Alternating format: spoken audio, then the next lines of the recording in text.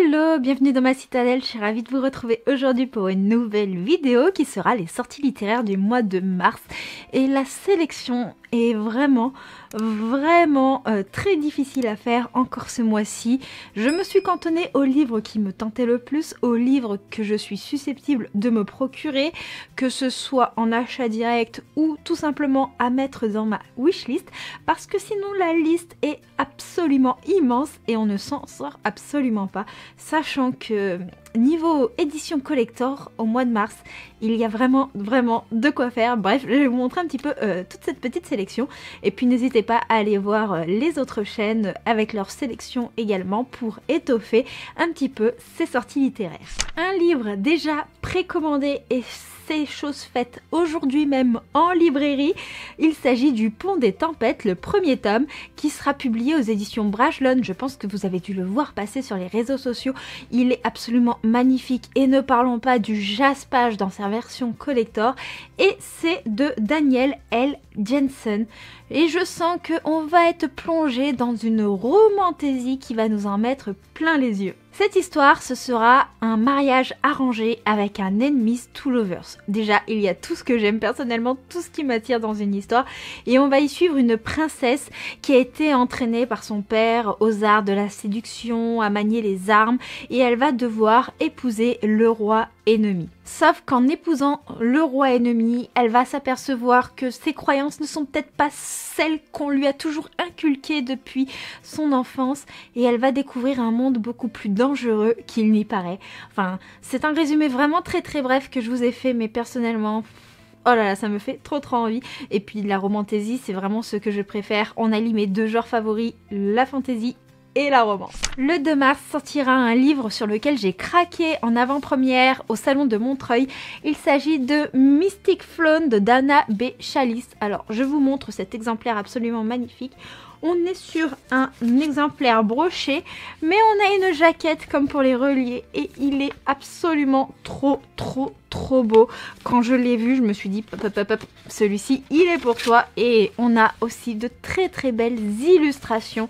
La qualité éditoriale est juste dingue et on est dans une histoire où il y a une guerre qui couve entre différents royaumes du continent. Mais il y a également une histoire d'armure robotisée et un duel entre la magie et les armures.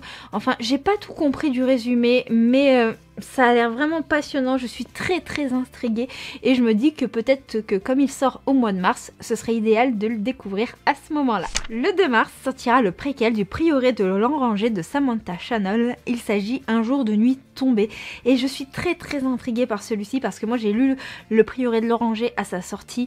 J'avais absolument adoré cet univers qui est incroyable et là on va y suivre une sœur du prieuré, on va y découvrir plein de choses et on va découvrir d'autres éléments qui concernent les Wyrms, les petites créatures contre lesquelles on se bat dans le prieuré de l'Oranger. Je ne vous en dis pas plus, mais je suis vraiment très intriguée et forcément ayant adoré le prieuré, je ne pouvais pas passer à côté de Un jour de nuit tombée.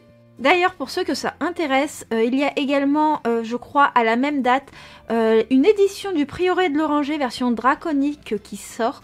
Personnellement, je ne l'ai pas mis dans cette liste parce que je possède déjà le Prieuré de l'Oranger dans une autre version, certes, mais étant donné qu'il y a beaucoup de sorties qui m'intéressent, je me dis qu'il faut privilégier celles que je ne possède pas et pas forcément investir dans des sorties que j'ai déjà lues et que je possède également. Le 7 mars sortira une sortie que je possède déjà mais que je n'ai pas sortie de la bibliothèque. Il s'agit de Paulinette Faux et Paillettes de Serenia Howell et ce sera publié chez Plume Blanche, d'où le fait que je possède déjà le livre. Et on va y suivre Pauline, une jeune petite fille qui a 6 ans et elle veut faire comme ses parents. Et donc à 6 ans, elle a le droit d'avoir une faux parce que oui, elle fait partie d'une famille de faucheurs. Sauf qu'apparemment, ça va créer plein de soucis et Pauline va faire plein de bêtises, ça va être très catastrophique. D'après ce que j'ai compris, c'est un roman qui va mêler le côté vie après la mort, tout ça, le côté ange Et on a aussi un autre côté qui est très présent, c'est l'humour noir. Je suis très curieuse de savoir ce que ça peut donner parce qu'on a une couverture qui est quand même assez enfantine, mais ça titille vraiment ma curiosité. Le 8 mars sortira le tome 2 de The Prison Healer de Lynette Noni. Donc c'est The Gilded Cage. J'ai un petit peu du mal à prononcer avec les mots en anglais et j'ai trop hâte de connaître la suite de cette histoire. J'avais adoré le premier opus où on suit Kiva qui était dans une prison et elle devait sauver la personne qui dirigeait la rébellion et c'était passionnant. Et la fin du tome 1, elle est sur un cliffhanger de folie et on est en PLS quand on n'a pas le tome 2, donc j'ai très hâte que cette sortie soit publiée afin de pouvoir sauter dessus, me la procurer et me la dévorer parce que The Prison Healer c'est vraiment un page turner et avec cette histoire, personnellement, je me suis régalée. Si vous aimez tout ce qui touche à la magie, si vous aimez les univers intrigants, la romantaisie et tout ça, je pense que ça pourrait carrément vous plaire. Le 8 mars sort une romance de Noémie Dany, une plume que j'aime beaucoup, qui est très douce. Il s'agit de Pour te plaire. Et on va y suivre Victor qui en est à sa énième rupture, il en a marre, il comprend rien aux femmes. Puis un jour, bah, il va partir en vacances, je crois, mais je suis plus sûre de moi. Et il va rencontrer une jeune femme qui est en proie à une crise d'angoisse. Et comme il est médecin, il va aller l'aider à se remettre un petit peu de cette crise d'angoisse. Il y a apparemment dans cette histoire une question de mensonge, de quête identitaire, de renouveau, mais ça n'a pas l'air très clair dans le résumé. On nous dit un mensonge, un tout petit. De toute façon, ces deux-là ne se reverront jamais. Enfin, on sait très bien qu'ils vont se revoir parce que sinon il n'y aurait pas d'histoire. Mais je suis curieuse de voir là où ça va nous emmener. Il me semble que c'est une des histoires spin-off à quoi qu'ils en disent. Je me souviens plus des noms des frères, mais il me semble que c'est l'histoire d'un des frères qu'on a dans ce livre-là. Tous les livres peuvent se lire indépendamment, mais voilà pour la petite histoire. Le 9 mars sortira Shadow City, Ange Noir, le premier tome de Jen L. Grey. Et apparemment, on va suivre une ange qui est là pour protéger une ville, mais elle va tomber amoureuse d'un démon. Et bien entendu, les anges et les démons sont ennemis. Apparemment, le démon pour lequel elle a des sentiments, c'est devenu le catalyseur qui fait que d'autres démons n'arrêtent pas d'attaquer la ville qu'elle est censée protéger. Et donc ça va créer un gros dilemme auprès de notre héroïne. Qu'est-ce qu'elle doit faire pour vivre son amour tout en réussissant sa mission? Personnellement, c'est le genre de dilemme que j'aime beaucoup dans les romances et notamment en urban fantasy. Et puis bien entendu, enemies to lovers, amour, ennemi, enfin voilà. Il m'en faut pas plus pour craquer. Le 15 mars sortira le tome 3 de la saga The Cursebreaker. Donc c'est un serment si noble et funeste de Brigid Kemmerer. Et j'ai très hâte de connaître la fin de la trilogie, puisqu'il me semble que c'est une trilogie dans le premier tome. C'est Un sorcier noir et éternel, de la réécriture de La Belle et la Bête. Sachant que j'avais adoré cette réécriture. Dans le premier tome, on y suit Harper, une jeune femme qui est handicapée et qui va être kidnappée. Et elle va atterrir dans un autre monde. Et là, elle va apprendre qu'elle est là pour que on puisse briser une malédiction. Enfin, c'était vraiment trop fun. Le tome 2 va être centré sur d'autres personnages, même si on est toujours en interaction avec les personnages principaux du premier opus, bien qu'il y ait un des personnages du premier opus qui est très présent dans le tome 2. Et ce tome 3, je sais pas du tout où il va nous emmener et je n'ai pas regardé le résumé puisque je ne veux absolument pas me spoiler, mais j'ai très hâte de voir comment toutes les choses et la richesse des royaumes va s'imbriquer pour clôturer une saga. Le 16 mars sortira Cendrillon est morte de Kaylin Beron et c'est une sortie que j'ai précommandée et qui sortira par les éditions de Saxus. Et rien que le titre, ça m'a fait rire et j'ai eu envie de lire ce livre parce que réécriture de conte, forcément, ça donne envie. Mais apparemment, l'histoire se déroulera 200 ans après celle de Cendrillon. Et c'est là où c'est le plus intriguant. Je veux pas en savoir plus sur le résumé. Je veux savoir tout simplement comment ça s'est passé. Parce qu'apparemment il y a des bals qui sont organisés, tout ça, pour organiser et mettre des personnes en relation pour des futurs mariages. Bref, c'est très très vague ce que je vous dis, mais je vous avoue que j'ai envie de garder un petit peu cette part de mystère et me plonger dedans personnellement. J'ai juste envie de lire et dégommer ces livres. Sachant que, j'ai oublié de préciser, mais le petit plus, c'est qu'il y a une petite touche LGBT dans ce livre-là. Et j'ai très très envie de voir comment cela peut être amené dans un conte. Parce que, bah oui, on réécrit souvent les contes en MF, mais on réécrit pas forcément les contes en MM ou en FF. Il me semble pas, enfin du moins je n'en connais pas. D'ailleurs, si vous connaissez des réécritures de contes LGBT, n'hésitez pas à les mentionner en commentaire, je suis vraiment très curieuse de connaître certains titres. Le 17 mars sortira chez Alter Royal Light and Shadow, le premier tome Décision de L.C. Scott, et là on va être dans une école de magie. Est-ce qu'il faut que j'en dise plus pour avoir envie de lire cette histoire? On va y suivre une héroïne qui déteste son quotidien. Elle a 17 ans et un jour on va lui apprendre qu'elle a des dons et qu'elle peut intégrer une école de magie. Avouez, personnellement moi on m'annonce ça, je cours. Même si ça me promet des gros ennuis, je cours et je vais apprendre de la magie parce que moi quand on me dit école de magie, mais franchement je suis sous le charme. Mais ce n'est pas tout, et apparemment il y a 2 écoles qui veulent que notre héroïne intègre leur cursus, et ce sont 2 écoles rivales. Voilà, je vous en dis pas plus, mais moi personnellement, bah, ça me donne envie.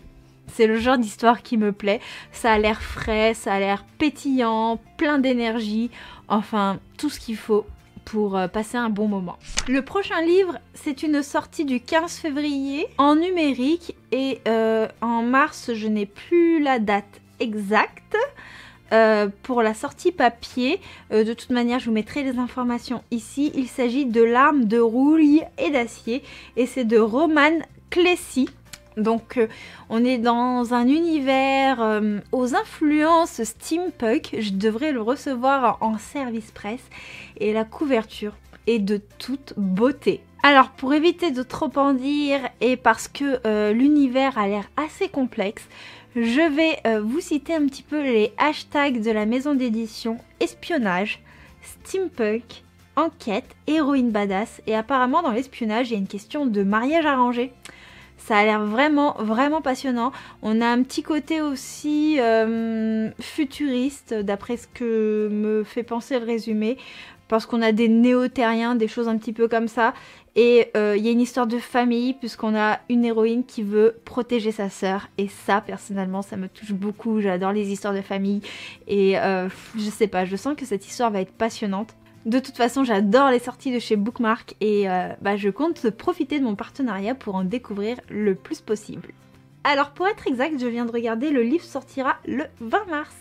Le 24 mars, chez Inceptio sortira Écarlate, le premier tome, Sous la cendre, et c'est de Elisabeth Kochava. Dans cette histoire, on va y suivre Kira, qui est une jeune elfe volcanique et qui est dans un camp pour apprendre à maîtriser les arts de la magie, du combat et tout plein de choses, jusqu'au moment où il y a un ange prétentieux qui va débarquer. Et à ce moment-là, il y a un drôle de pouvoir qui va se réveiller en elle. Et celui-ci, elle n'est pas sûre d'arriver à le contrôler puisque c'est un pouvoir qui vient de très loin, un pouvoir ancestral. Et elle va découvrir une nouvelle existence. Je peux pas vous en dire plus, le résumé de toute manière reste très très vague. Mais de toute façon, on est sur une sortie de chez Inceptio et généralement avec Inceptio, on a des romans de qualité. Le 29 mars sortira Le Chant des Ronces de Laïs Bardugo, qui est une de ses nouvelles sagas où apparemment on va remanier un petit peu les contes. Il y aura celui de Casse-Noisette, celui d'un renard trop rusé, celui d'une sorcière. Enfin, ça a l'air très très mystérieux, mais ça a l'air assez sympathique. Et je ne peux pas vous en dire plus, si ce n'est que nous allons partir pour un voyage féerique. Et pour terminer cette vidéo, ce sera avec de la sorcellerie, parce que le 31 mars sortira Les Sorcières de New York, le premier opus Sorcière en herbe de Kim Richardson. Et apparemment, on va être dans une histoire un peu d'adultère, puisque notre héroïne va surprendre son mari avec une autre femme. Et bah elle va être très déçue, c'est pas comme ça qu'elle avait prévu de commencer sa journée. Donc bon bah elle va quitter son mari, elle va essayer de trouver un autre emploi et celui-ci sera à l'hôtel Twilight. Mais apparemment bah cet hôtel il est assez mystérieux. Il s'y passe des choses bizarres. Mais malgré tout, elle va accepter puisque non seulement ça va être son nouveau lieu de travail, mais elle pourra y résider le temps de refaire un petit peu sa vie. Mais c'est là que bah, va rentrer en scène un sorcier. Il est cruel, il est redoutable, il est tatoué et surtout il cache quelque chose. Et il se pourrait bien que l'hôtel soit victime d'une malédiction. Voilà, ça a l'air très très tentateur. Avec un petit côté enemies to lovers, si j'ai bien compris. Et de la magie, du mystère, enfin voilà. Il y a tout pour plaire, il y a tous les ingrédients que j'aime dans la lecture. De la magie, de la sorcellerie, de l'imaginaire, de la romance, enfin voilà. Les sorties de mars promettent de très très belles découvertes. Et j'espère que bah on pourra en faire quelques-unes ensemble. D'ailleurs, en parlant de découverte et de lecture ensemble, la lecture commune du Discord ce mois de mars sera sur le tome 2 de Crescent City. Il n'y a pas de deadline ou quoi que ce soit, on lit à notre rythme, on papote. Si vous voulez nous rejoindre, le Discord est toujours en barre de description. Moi, je vous souhaite du coup de très très belles lectures. N'hésitez pas à me dire en commentaire quelles sont les sorties que vous attendez, s'il y en a une qui vous tente plus qu'une autre, quelles sont celles que vous avez précommandées ou pas. Et n'hésitez pas, si la vidéo vous a plu, à lâcher un petit j'aime, à commenter même avec un smiley, ça permet de faire vivre la chaîne et tout ça. N'hésitez pas à mettre plein de smileys livres, tiens. Et moi je vous fais plein de bisous et je vous dis à très bientôt pour une prochaine vidéo. Ciao ciao.